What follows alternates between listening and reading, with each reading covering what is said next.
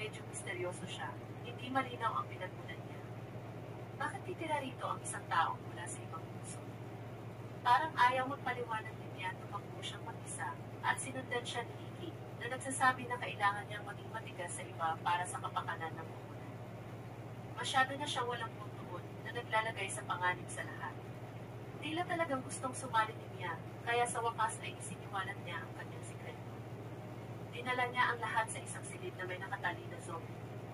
Ang zombie pala ay boyfriend ni Mia. Dumating siya sa lungsod na ito upang salubungin siya, ngunit isang zombie virus outbreak ang naganap. Noong una, sila ng kanyang kasintahan ay nagkaroon ng maayos na relasyon kay Kuata, hanggang sa makagat ang kanyang kasintahan at naging zombie. Pinilit ni Kuata na patayin siya, ngunit hindi ito kinaya ni Mia, kaya nakipaghiwalay siya sa kanila at itinago ang kanyang kasintahan. Naantig si Hiki sa pagpupursige ni Mia sa pag-ibig at tinanggap siya. Ang lahat ay muling nagsama-sama upang gumawa ng isang plan. May isa pang baril sa mga gamit ng senior officer na ginawa itong dalawang baril na hawak ni Mia. Ito ay isang bagay na halos hindi inaasahan ng kanilang mga kalaban. Hindi nagtagal, oras na para sa palitan. Si Mia, Yuzuki, at ang kanyang ina ay nakikinig. Tinignan niya si Mia at tinanong kung kasinungalingan ba ang lahat ng sinabi niya noon. Sumagot si Mia na artista siya.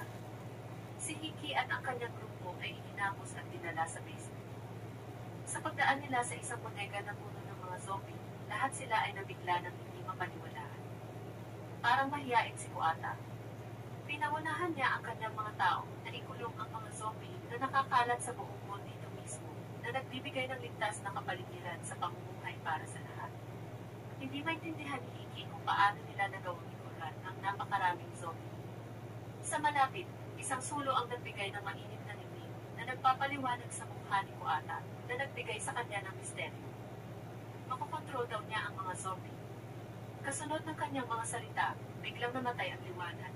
Ngunit syempre, hindi ito magic na hawak niya, isang pagkawala ng kuryente. Si Hiki at ang kanyang grupo ay ikinulong sa isa pang bodega sa hindi kalayuan. Kahit na nakakuha ng baril si Kuata, wala siyang balak na palayain sila, nag-aalala na maghihiganti sila. Isang alipolis ang dumating upang iulat na dahil sa pagkawala ng kuryente, may natrap sa elevator. Upang mailigtas sila, kailangan nilang ayusin ang silang generator, ngunit wala sa mga taong naroroon ang may kakayahan. Kaya nagboluntaryo si Hiki na sinasabing maaari niyang subukang ayusin. Pagkatapos ng lahat, dati siyang mekaniko ng kotse.